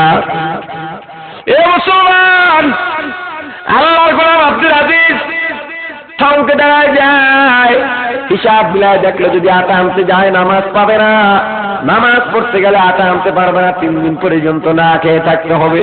আল্লাহর বান্দা আব্দুল আজিজ সিদ্ধান্ত নিল আটা যায় 3 দিন কেন, যদি সারা জীবন না খেয়েও থাকতে হয় আমি নামাজ ছাড়ব না। আউলিয়ারা কারে হুকুমা ইখতিয়ার, জাহেলারা কার দুনিয়া ইখতিয়ার, মোমেনো বা রায় দুনিয়া দুখাত, কাফেরু বা রায় দুনিয়া জান্নাত আশকারা, মিল্লাত মাযহাব জুদাস আশকারা, মিল্লাত মাযহাব খুদাস, দুনিয়া নে আশিক মাশুক মুজিস, কিরামান কাতিবিন রাহান খবরনি। মুসলমান ইমানদার আল্লাহর বান্দা সিদ্ধান্ত নিল নামাজের জন্য রওনা হয়। আটা ফালাইয়া আমাদের অবস্থা হলে কি হইতো চিন্তা করতাম, বিপদে পড়লে জীবন বাঁচানোর জন্য তো অনেক কিছুই করা যায়, ফতুয়া নিজেরা দেয়, নিজে নিজে সিদ্ধান্ত নেয়, নামাজ তো পরেও পড়া যাবে, আর জুমার তো খলিফা আছে, খলিফা বোঝেন, একজন না থাকলে তার স্থলে যে কাজ করে তাকে খলিফা বলে, জুমার নামাজ নাও পাইলে তো অক্তিয়া পড়তে পারো, অসুবিধা নাই, আগে আটা এনে লই খাইয়ে লই, নাকি এর ব্যতিক্রম আমাদের অবস্থা? মুসলমান ইমানদার আল্লাহর বান্দা আব্দুল আজিজ রওনা হয়। কত দূর যাওয়ার পর ছোট্ট এক বালক ডাক দিচ্ছে, আল্লাহর গোলাম, এ কাছে আব্দুল আজিজ কোথায় যাও? আল্লাহর বান্দা ডাক দেয়া বলে, বাবা নামাজের জন্য মসজিদে যাই। ও চাচা, চাচি আমাকে খবর দিয়া পাঠাইছে আপনার একমাত্র দুধের গাভী গোয়াল ঘর থেকে রশি ছিঁড়ে জঙ্গলের দিকে চলে গেছে, এখন যদি আনতে না যান ওই জঙ্গলের হিংস্র প্রাণী আপনার গাভী ছিঁড়ে ফেলে খেয়ে ফেলবে। আল্লাহর বান্দা আব্দুল আজিজ 2 নাম্বার পরীক্ষায় পড়ে গেছে, নামাজ পড়তে যাবে নাকি গাভী আনতে যাবে, হিসাব মিলাইয়া দেখলো যদি গাভী আনতে যায় নামাজ পাবে না, নামাজ না পড়তে গেলে ততক্ষণে গাভী চলে যাবে। সিদ্ধান্ত নিল আটা যায় যাক, গাভী যায় যাক, আমি নামাজ ছাড়তে পারি না। আল্লাহর বান্দা সামনের দিকে আগায়, কত দূর যাওয়ার পর হঠাৎ আবার এক আল্লাহর বান্দা ডাক দিচ্ছেন, এ ভাই আব্দুল আজিজ কোথায় যাও? ভাই নামাজের জন্য মসজিদে যাই। আল্লাহর বান্দা ডাক দিয়া বলল, এ ভাই তোমার কি জানা নাই আমাদের এলাকায় জমির ফসলে পানি দেওয়ার জন্য কোন মেশিনের ব্যবস্থা নাই, অন্য এলাকা থেকে 1 মাস পরে একজন মেশিনওয়ালা আসে জমিনের ফসলে পানি দেওয়ার জন্য। আজকে সেই দিন উপস্থিত হইয়া গেছে, সকাল থেকে সকলের জমিনে পানি দেওয়া চলছে, এখন একমাত্র তোমার জমিন বাকি আছে, তোমার পাশের জমিনের মধ্যে পানি দিতেছে, এখন যদি না পাকো চলে যাও তোমার ফসলে পানি দিতে পারবা না, ফলাফল 1 মাসের ব্যবধানে তোমার ফসলগুলো পুরো ভস্ম হয়ে যাবে। আল্লাহর বান্দা আব্দুল আজিজ এবার ঘাবড়াইয়া গেলেন, হিসাব মিলাইয়া দেখেন যদি নামাজ পড়তে যায় জমিনের ফসলে পানি পাবে না, নামাজ পানির জন্য অপেক্ষা করলে নামাজ পাবে না। ঘাবড়াইয়া গেছে, 3টা কঠিন পরীক্ষা, চিন্তা করতেছে আটার সমস্যা ছোট নয়, গাভীর সমস্যা তো ছোট সমস্যা নয়, জমিনে পানি দেওয়ার সমস্যা ছোট নয়। আল্লাহর বান্দা আব্দুল আজিজ বড় ঘাবড়াইয়া যায়, কিন্তু বেশিক্ষণ থাকে না, ওয়াজের কথা স্মরণ হয়ে গেছে। আল্লাহ কোরআনের মধ্যে তাকিদ দিয়ে বলেছেন, ওয়ালা নাবলুওয়ান্নাকুম বিশাইইন মিনাল খাউফি ওয়াল জু'i ওয়া নাকসিন মিনাল আমওয়ালি ওয়াল আনফুসি ওয়াত সামারাত ওয়া বাশশিরিস সাবিরিন। পরীক্ষা হবেই হবে, পরীক্ষার কথা স্মরণ হয়ে গেছে, আল্লাহর বান্দা শান্ত হয়ে গেলেন। এবার দাঁড়ায় আছে কি করবে, সামনের পদক্ষেপ কি, যদি আল্লাহর পরীক্ষা হয়, যদি বিপদ আসে কি করতে হবে।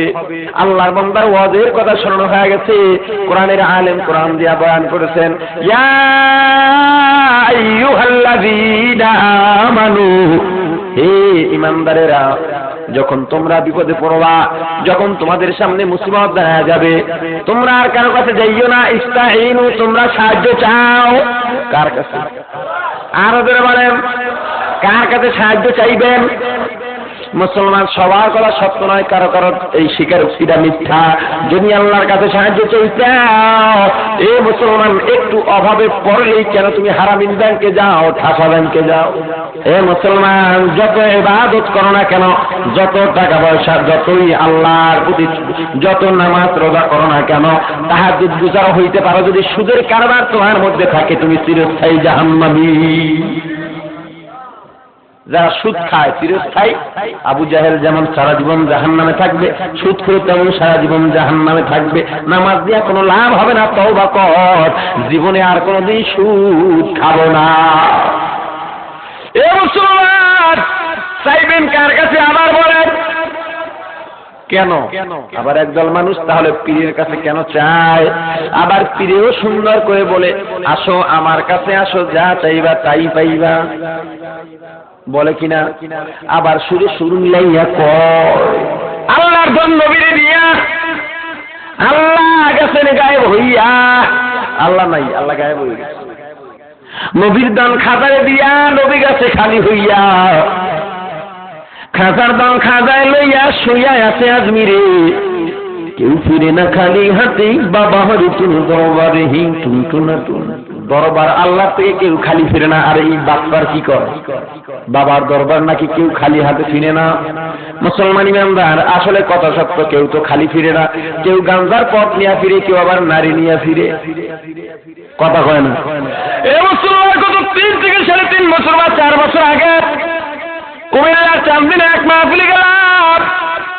সেখানে পাশে এক মাদ্রাসার প্রিন্সিপাল আমার সাথে কথায় কথায় বলল, ভাই এক মাহফিলের পাশ দিয়ে যাচ্ছিলাম, বক্তা বয়ান করতেছে, বাবা এ বাবা চরমনাই গেলাম, ইমান পাইলাম না। তবলিগের ইজতেমায় গেলাম, ইমান পাইলাম না। খাজা বাবার দরবারে গিয়া ইমান পাইছি। আমি বলি, আসলে সেখানে গিয়া ইমান পায় নাই, গাঁজা পাইছে। গাঁজা টানতে টানতে মাথার তার সব ছিঁড়ছে, যার কারণে আবল তাবল কয়। ঠিক কিনা বলেন? এই মুসলমান ইমানদার, আবার দেখবেন এ সমস্ত পীরদের নামের টাইটেলের কোনো অভাব নাই। নাম খুঁজে পাওয়া বড় মুশকিল। নামের উপরে 2 লাইন টাইটেল থাকে, নামের নিচে আবার 2 লাইন টাইটেল আছে না নাই? আবার বড় আকারে লাগে আখিরি মুজাদ্দেদ। এই ব্যাখ্যা তো করা যাবে না মুজাদ্দেদ কাকে বলে, সময় কম। যেমন এক টাইটেলওয়ালা পীরকে এক ভক্ত দাওয়াত দিতে বয়ান করার জন্য। যখন পীর টাইটেলওয়ালা পীর বয়ান করার জন্য যায়, মাহফিল কর্তৃপক্ষ ডাক বাংলায় যাইয়া, রেস্ট হাউসে যাইয়া, আবাসিক হোটেলে গিয়া ম্যানেজারকে ডাক দিল, ম্যানেজার সুন্দর একটা বিছানা সাজায় রাখবা, রাত 1:30 2টার দিকে, 12টা 1টার দিকে আমাদের পীর বাবা আসবে, খবরদার দেরি করবা না, সুন্দরভাবে তার খেদমত করবা। ম্যানেজার চিন্তা করতেছে, এমন একটা চাকরি রইলাম, কোনোদিন আলেম ওলামার খেদমত করতে পারি না, পীর দরবেশের কাছেও যাইতে পারি না, বরকত নিতে পারি না। আজকে যেহেতু পীর বাবা আমার দরবারেই আসবেন, আমার হোটেলের মধ্যেই আসবেন, আমার রেস্ট হাউসেই আসবেন, সারা রাত্র ঘুমাবো না, খেদমত করবো আর বরকত নিয়ে রাখবো। ম্যানেজার অধীর আগ্রহে আছে, অপেক্ষায় আছে। রাত্র 1:30 2টার দিকে দরজার ভিতরে আওয়াজ করলো। ম্যানেজার চিন্তা করতেছে, পরিচয় না নিয়ে দরজা খোলা যায় না, কারণ যদি চোর ডাকাত হয়, ডাক বাংলার মধ্যে দামি দামি জিনিস আছে, ডাকাতি হইয়া গেলে বড় সমস্যা হয়ে যাবে। এবার ম্যানেজার ভিতর থেকে পরিচয় চায়, কে আপনি? পীর বাবায় চিন্তা করতেছে, শুধু নাম বলবো না টাইটেল সহ বলি? সিদ্ধান্ত নিল টাইটেল সহই বলি। ম্যানেজার যদি শুনতে পায় এত টাইটেল, ভয় পাইয়া খেদমত একটু বেশি করো। এবার পীর বাবা টাইটেল সহ নাম বলতেছে, পরিচয় দিতেছে, আমি শাহ সুফি সৈয়দ আল হাসানি আল হুসাইনি, মুজাদ্দিদে জামান, গুলিস্তানের কামান, সদরঘাটের বিমান, বিশ্ব আশিকে শয়তান, আন্তর্জাতিক বেঈমান, বর্তমানের হামান, জনাব সেরাগালি মুজাদ্দিদি, নকশবন্দি বস্তাবন্দি। এবার ম্যানেজার ভিতর থেকে দরজাটা ভালো কইরা লাগায় দিচ্ছে। পীর বাবা এত ধাক্কাইলার দরজাই খুললো না। কি করবে? অপরিচিত জায়গা, একদিকে মশা আর একদিকে শীত, চাদর একটা মুড়া দিয়া বারান্দায় ঘুমায় রইছে। ফজরে আজান হয়ে গেছে, দারোয়ান দরজা খুলে দিল। ম্যানেজার টাকা দেখে একটা লোক বারান্দার মধ্যে ঘুমায় আছে, ডাক দিছে, কে? বন্ধ দোকানের টুল পাও নাই, এখানে কেন শুইলা? এই হোটেল এই ডাক বাংলার বারান্দায় শুইলেও টাকা দিতে হয়। পীরের মেজাজ তো গরম হয়ে গেছে, উঠছে, এই বরাবর তো কারে কি গো, আমি পিসাব এত ধাক্কাইলাম, দরজা খুললা না, তুমি তো জইলা পইরা সার খার হয়ে যাইবা। হুজুর থামেন, বেয়াদবি ক্ষমা চাই, আমি বুঝতে পারি নাই যে আপনি আসছেন, তো আপনার বাকি লোকজন কোথায়? কয় মানে? কয় হুজুর আমাকে কমিটি বলছে লোক এখন নাম যে কইলেন 24 জনের, জায়গা দেবো কেন? কি বলো 24 জন? আমি তো একাই আসলাম। তাহলে শাহ সাহেব কই, সুবি সাহেব কই, মুজাদ্দেদ সাহেব কই, জামান সাহেব কই, চেরাগালি মিয়া কিটা? কয় আরে মিয়া এই যে চেরাগালি বল না, এটাই আমার নাম, বাকিগুলো নামের টাইটেল। এবার ম্যানেজার ডাক দেয়া কয় হুজুর আমরা মূর্খ সূর্খ মানুষ, আমরা এত টাইটেল বুঝি না। যাদের নামের শুরুতে আর শেষে এত টাইটেল থাকে তাদের জায়গা ডাক বাংলায় হয় না, তাদের জায়গা বারান্দায় হয়। এ মুসলমান, আবার দেখবেন অনেকে পরিসংখ্যান মাপে, তোমরা কোন দরবার নিয়ে আসো, তোমাদের দরবারে যত মানুষ হয় আমাদের দরবারে তার চাইতে গরুও বেশি হয়, এমন কথা বলে কিনা? এ মুসলমান, এর জবাবে এক আল্লাহর ওলি অনেক আগে একটা অগ্রিম জবাব দিয়ে গেছেন। আল্লাহর ওলি বলেন আল জিনসু ইয়ামিলু ইলা জিনসি মাইলে মুমিন সোয়ে মুমিন মিশাওয়াদ মাইলে কাফির সোয়ে কাফির মিশাওয়াদ সোহবতে সালেহ তোরা সালেহ কুনাদ সোহবতে সালেহ তোরা সালেহ কুনাদ। যেই জাতি সেই জাতির দিকে ধাবিত হয়। গরুর দলে গরু থাকে, মহিষের পালে মহিষ থাকে, বকরির পালে বকরি থাকে, ঠিক কিনা? হাঁসের দলে হাঁস থাকে, মুমিনের দলে মুমিন থাকে। এই মুসলমান ইমানদার, যেই দরবারে বেশি মানুষ হয় বুঝতে হবে ওই দরবারে যারা বসে আছে তারা আসলে মুমিনরা সেই দরবারে যায়, ঠিক কিনা? আর যেই দরবারে গরু বেশি হয় বুঝতে হবে জাতির দিকে জাতি ধাবিত হয়। অর্থাৎ দরবারে যিনি আছে সে হইল মাস্টার গরু, বড় গরু, ঠিক কিনা বলেন? এক দরবারে গরু বেশি হওয়া হকের মাপকাঠি নয়। এ মুসলমান ইমানদার চাইবেন কার কাছে? জোরে বলেন, আরো জোরে বলেন। আল্লাহ রাব্বুল আলামিন ডাক দেয়া বলেন ইয়া আইয়ুহাল্লাযীনা আমানু, হে ইমানদারেরা, যখন তোমরা বিপদের মধ্যে পড়বা ইস্তাইনু, সাহায্য চাও, আল্লাহর দরবারে সাহায্য চাও। কেমনে সাহায্য চাইবা? আল্লাহ সে পদ্ধতিও শিখাই দিলেন, বিসবরি, ধৈর্যের সাথে। আগে ধৈর্য ধারণ করো, বিপদে পড়লে বিচলিত হইও না, বেকার হইও না, ধৈর্য ধারণ করো। এরপর 2 নাম্বার কাজ হলো সালাত, নামাজের মধ্যে দাঁড়ায় যাও। আল্লাহ বান্দা আব্দুল আজিজ ধৈর্য ধারণ করলেন, বাকি আছে কি? নামাজ। এবার নামাজের জন্য রওনা হয়, আর অন্তরে অন্তরে আল্লাহর দরবারে কান্দে, আল্লাহ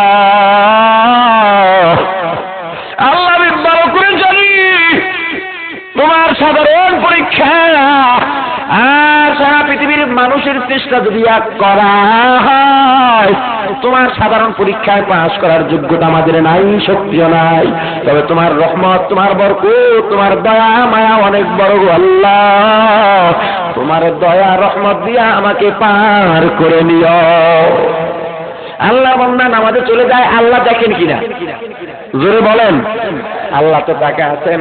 আল্লাহর বান্দা আব্দুল আজিজ নামাজের মধ্যে তাকবীরে তাহরিমায় আল্লাহু আকবার বলে হাত বেঁধে দাঁড়ায় গেছেন, সানা পড়লেন, আউযু বিল্লাহ বিসমিল্লাহ পড়লেন। এবার চোখের পানি ছেড়ে আল্লাহর দরবারে ফরিয়াদ শুরু করলেন, আলহামদুলিল্লাহি রাব্বিল আলামিন আর রহমানির রহিম মালিক ইয়াউমিদ্দিন। 1 নম্বরে আল্লাহর প্রশংসা করলেন, 2 নম্বরে আল্লাহর গুণগান করলেন, 3 নম্বরে আল্লাহর ক্ষমতা বা মর্যাদা বর্ণনা করে এবার আল্লাহর বান্দা চোখের পানি ছেড়ে ওয়াজার দাঁড়ায় কান্নায় ভেঙে পড়লেন। আর একটা ডাক দিলেন। কাকে ডাক দিলেন?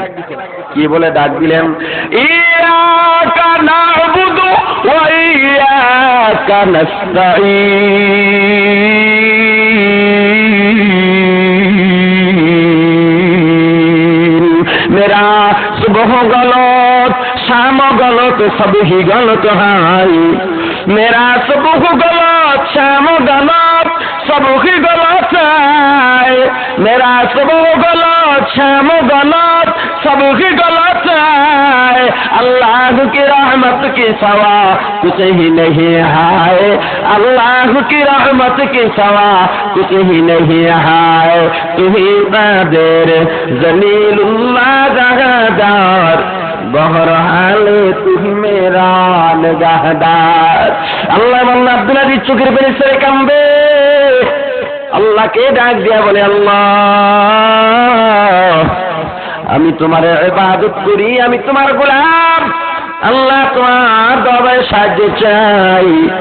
দুনিয়ার কোন মানুষের কাছে যাই নাই, কোন পীরের কাছে যাই নাই, আল্লাহ তোমার দরবারে উপস্থিত হয়ে গেছি।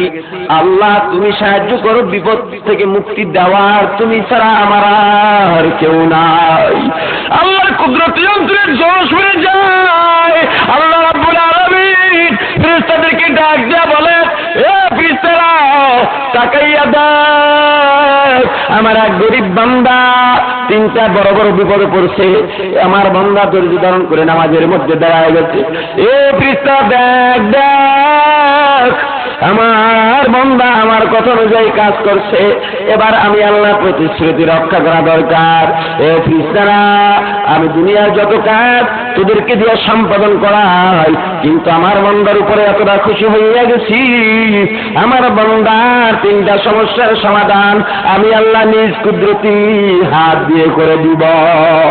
কাদের কুদরতদারি বড় কামাল আনতা রব্বি আনতা হাসবি যুল জালাল। আল্লাহ বান্দা নামাজ শেষ করে বাড়ির দিকে রওনা হয়, পথের এক কিনারা দিয়ে হাঁটে আর চিন্তা করতেছে বাড়িতে কি বলবো। আল্লাহ আমাকে নিয়ে চিন্তা করি না, বিবিকে নিয়ে বড় চিন্তা। আল্লাহ বিবি যদি প্রশ্ন করে, আল্লাহ তুমি তো তার দায়িত্ব আমার উপরে চেপে দিয়েছো, মাওলা তুমি ব্যবস্থা করিও। হাঁটতে হাঁটতে হাঁটতে হাঁটতে যখন জমিনের সামনে এসে দাঁড়ায়, চিন্তা করতেছে জমিনের দিকে তাকাবে কি তাকাবে না। সিদ্ধান্ত নিছে না, তাকাবে না, কারণ পাশের জমিনগুলোতে পানি থই থই করবে আর নিজের জমিনটা রোদ্রে খা খা করবে, দেখলে মনে কষ্ট বেশি পাবে। সিদ্ধান্ত নিছে তাকাবে না, বাড়ির মধ্যে চলে যাবে। এই চিন্তা করে আল্লাহর বান্দা আব্দুল আজিজ যখন সামনে রওনা হয়, হঠাৎ কে যেন অদৃশ্যভাবে আল্লাহর বান্দা আব্দুল আজিজের ঘাড় জমিনের দিকে ফিরাইয়া দেয়। আল্লাহর বান্দা আব্দুল আজিজ জমিনের দিকে তাকাইয়া দেখে তার জমিনটা পরিপূর্ণ পানিতে ভরপুর হয়ে গেছে। আল্লাহর বান্দা নন্দে আব্দুল হয় আর চিন্তা করতেছে বিবিকে জবাব দিব। এই বিবি 3 দিন পর তো আটা পাবো, খাইতে পারবো, একটা গাড়ি একদিন পাওয়া যাবে, জমিনে পানির ব্যবস্থা হয়ে গেছে, চিন্তা করো না। হাঁটতেছে হাঁটতেছে ঘরের বাড়ির দরজা দিয়ে যখন বাড়ির দিকে ঘরের দিকে আনা হয়, বাড়ির দরজা দিয়ে যখন ভিতরে ঢুকলো, গোয়াল ঘরে তাকাইয়া দেখে গাভী সহি সালামতে বান্দা। একটা চিৎকার বের ঘরের মধ্যে আনা হয়, এক দৌড়ে দরজাগুলো ভিতরে ঢুকে তাকাইয়া দেখে বিবি আটা দিয়া রুটি বানাইতেছে। চোখের পানি ছেড়ে কান্দে আর বলে, আল্লাহ তুমি এত দয়ার মাওলা, এত মায়ের মাওলা। আল্লাহ তুমি যদি তোমার গোলাম হইতাম, আগে হইতাম মাওলা, আগে যদি তোমার গোলাম হয়ে যাইতাম, আল্লাহ আমি বড় ভাগ্যবান হইতে পারতাম। এ বিবি তাড়াতাড়ি বলো, 3টা সমস্যার সমাধান কেমনে হইল? সহ্য করতে পারি না, ধৈর্য ধারণ করতে পারি না। বিবি ডাক দিয়া বলল, স্বামী তাড়াতাড়ি নাস্তা করে নেন। তারপরে বলল, পেরেশান হওয়ার কিছুই নাই, আল্লাহর বান্দা আব্দুল আজিজের নাস্তা হয়ে গেছে, এবার বল আমার আর ধৈর্য সহ্য হয় না, তাড়াতাড়ি বল 3টা সমস্যার সমাধান কেমনে হয়ে গেল। বিবি ডাক দিয়া বলল, স্বামী তুমি যখন ঘর থেকে চলে গেছো আমি ঘুমাই নাই, ঘরের মধ্যে বসেও থাকি নাই। তুমি নামাজ পড়তে যাওয়ার পর আমি যাই নামাজ বিছাইয়া আমিও নামাজ পড়ি, আল্লাহর দরবারে চোখের পানি ছেড়ে কাঁদছি আর বলছি, আল্লাহ নিজেকে নিয়ে চিন্তা করি না, স্বামীকে নিয়েই চিন্তা। আল্লাহ দিনের পথে তুমি নতুন আনছো, আল্লাহ পদচ্যুত করো না। এদিকে স্বামী চিন্তা করেছিল বিবিকে নিয়ে, আর এখানে বিবি চিন্তা করে স্বামীকে নিয়ে। যেমন স্বামী স্ত্রী যেই ঘরের মধ্যে থাকে, ওই ঘর থেকে আব্দুল কাদের জিলানীর জন্ম হয়, ঠিক কিনা? মুসলমান ইমানদার, এই পর্দালের মা মা গো, ঘরের মধ্যে শান্তি নাই, সংসারের মধ্যে শান্তি নেই, শান্তি কেমনে পাইবা? এ মা, তোমার স্বামী যখন মাঠ ময়দান বাজার ঘাট থেকে কষ্ট করে বাড়িতে ফিরেন, মা গো, তোমার স্বামীর সাথে কটু ভাষায় কথা বলো না, আঙুল উঁচু করে কথা বলো না, চক্ষু গরম করে কথা বলো না মা গো, তাহলে ধ্বংস হয়ে যাইবা, ওই সংসারে কোনোদিন শান্তি পাওয়া যায় না, ঠিক কিনা? এ মা গো, তোমার স্বামী যখন ফিরবে, তোমার স্বামীর কদর করো, খেদমত করো মা, রান্না বাড়া করো মা, পাক পবিত্র থেকে যত রান্না বাড়া করো বিসমিল্লাহ বলে রান্না বাড়া করো, বিসমিল্লাহ করে হালাল কাজগুলো করো, এরপরে তোমার স্বামীকে খাওয়াইয়া দাওয়াইয়া আবার যখন কাজের মধ্যে পাঠাইবা, এ মা, তোমার স্বামীকে বাহিরে পাঠাইয়া তুমি টিভি নিয়ে বইসো না, তুমি মোবাইল নিয়ে অন্যের সাথে কথার মধ্যে লিপ্ত হইও না, তোমার স্বামীকে বাহিরে পাঠাইয়া তুমি যায় নামাজ বিছাইয়া তেলাওয়াতে বসে যাও, নামাজে বসে যাও, জিকিরে বসে যাও, চোখের পানি ছেড়ে দোয়া তুলে আল্লাহর দরবারে দোয়া করো, আল্লাহ স্বামীকে বাহিরে পাঠাইয়া দিলাম, আল্লাহ হালাল যদি কামাই করে সহি সালামতে আবার বাড়ি ফিরাইয়া দিও। আল্লাহর কসম করে বলি মা, একদিন না হয় একদিন তোমার ঘরে শান্তি ভরপুর হয়ে যাবে, ঠিক কিনা? এ বিবি, তিনটা সমস্যার সমাধান কেমনে হইল? বিবি ডাক দিয়া বলে, স্বামী, আমি ঘুমাই নাই, আমি বসেও থাকি নাই, আমি তুমি যাওয়ার পরে আমিও যাই নামাজ নিয়া নামাজের মধ্যে দাঁড়ায় গেছি, চোখের পানি ছেড়ে যখন আল্লাহর দরবারে কান্দি, হঠাৎ দরজার মধ্যে আওয়াজ পাই, কিনারায় গিয়ে দাঁড়াইলাম, কে? এক আল্লাহর বান্দা ডাক দিয়া বলেন, ভাবি দরজা খুলে একটু আড়ালে যান, আপনাদের আটার বস্তা নিয়ে আসছি। আল্লাহর বান্দা আটার বস্তা ফালাইল, আমি পর্দার আড়াল থেকে তাকে মোবারকবাদ জানাইলাম, বললাম বড় উপকার করলেন, কোনোদিন ভুলবো না। কিন্তু আল্লাহর বান্দা ডাক দিয়া বললেন, না ভাবি না, আমি আপনাদের উপকার করতে পারি নাই, আপনাদের উপকার করার জন্য আমি এখানে আসি নাই, বরং এখানে একটা ঘটনা লুকাই গেছে। কি ঘটনা? আল্লাহর বান্দা জবাব দেয়, এ ভাবি, আমিও সবার মতো খবর পাইয়া মিল ঘরের মধ্যে চলে যাই, মিলের মিস্ত্রিকে ডাক দিলাম, আমার আটার বস্তা কোথায়? আঙুলের ইশারা দিয়া দেখা দিল, সেখানে যত উপস্থিত লোকজন ছিল সবাই যাইয়া দেখলো, আটার বস্তা খুললো, খুলে তাকায় দেখলো আটার বস্তার মধ্যে টিকিট যেটা রয়েছে, টিকিটের দুই পিঠে আমার নাম লেখা, এটা আমারই বস্তা। আর তার বস্তা বন্ধ করে বাড়িতে যখন ফিরলাম, কিন্তু বাড়ির মধ্যে দরজা, বাড়ির মধ্যে ঢুকে বস্তা খুলে তাকায় দেখলাম যে টিকিটে আমার নাম লেখা ছিল, ওই টিকিটে আমার নাম নাই, টিকিটের দুই পিঠে তোমার স্বামী আব্দুল আজিজের নাম লেখা। এ ভাবি, আমার বিশ্বাস হয়ে গেছে, তোমার স্বামী সমস্ত বিপদ পিছনে ফেলাইয়া আল্লাহকে রাজি খুশি করার জন্য নামাজের জন্য যখন চলে গেলেন, আল্লাহ রাব্বুল আলামিন তোমার স্বামী আব্দুল আজিজের উপরে খুশি হইয়া কুদরতি ভাবে আমার নাম মুছে তোমার স্বামীর নাম লিখে দিছে। এই বিবি, গাভী কেমনে আসলো? এই স্বামী আটা পাইয়া যখন রুটি বানানো শুরু করলাম, হঠাৎ ঘরের চারপাশে গাভী দৌড়ানের আওয়াজ পাইলাম, পায়ের আওয়াজ পাই, জানালা খুলে তাকায় দেখলাম আমাদের হারিয়ে যাওয়া গাভীটা ঘরের চারপাশে চক্কর দিতেছে। শুধু গাভী একা নয়, গাভীর পিছনে একটা হিংস্র বাঘও দাওয়া করতেছে। এই স্বামী আমার বিশ্বাস হয়ে গেছে, যদি এই বাঘ গাভীকে আক্রমণ করতে চাইতো অনেক আগে আক্রমণ করতে পারত, কারণ গাভীর চেয়ে বাঘ অনেক বেশি দ্রুত গতিতে দৌড়াইতে পারে।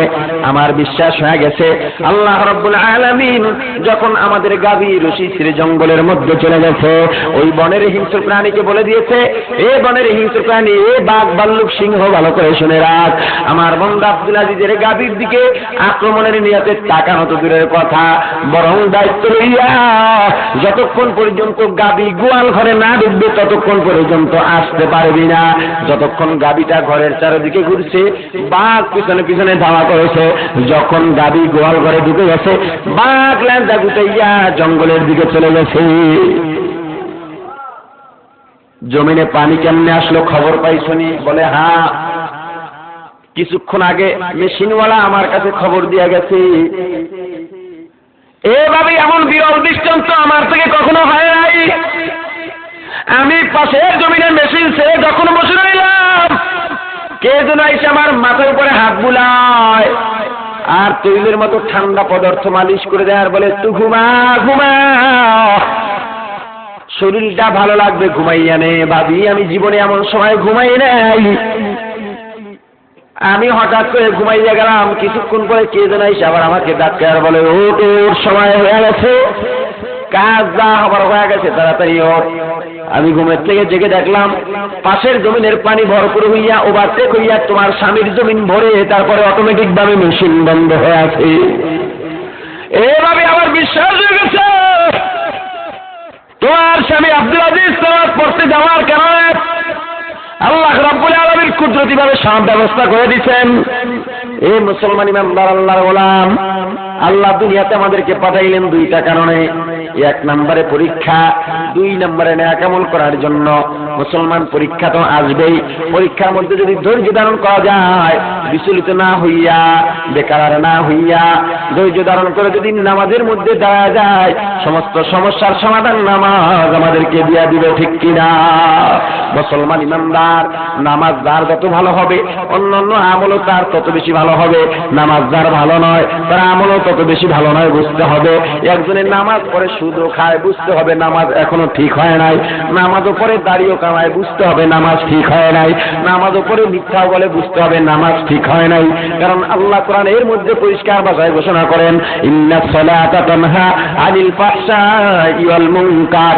দুনিয়ার মধ্যে গুনাহ দুই ধরনের, একটা হইল ফহশা গুনাহ আর একটা মুনকার গুনাহ। ফহশা গুনাহ বলা হয় যেই গুনাহ সাধারণ মানুষ আলেম বেআলেম সবাই বুঝতে পারে আসলে এটা অপরাধ, এটা গুনাহ। আর একটা গুনাহ হলো মুনকার গুনাহ, যেটা সবাই বুঝতেও পারে না, অনেকে সওয়াব মনে করে করে। যদি নামাজ ঠিক হইয়া যায়, যেটা জানে না এটা গুনাহ, সেটাও আল্লাহ তার থেকে দূর করে দেন।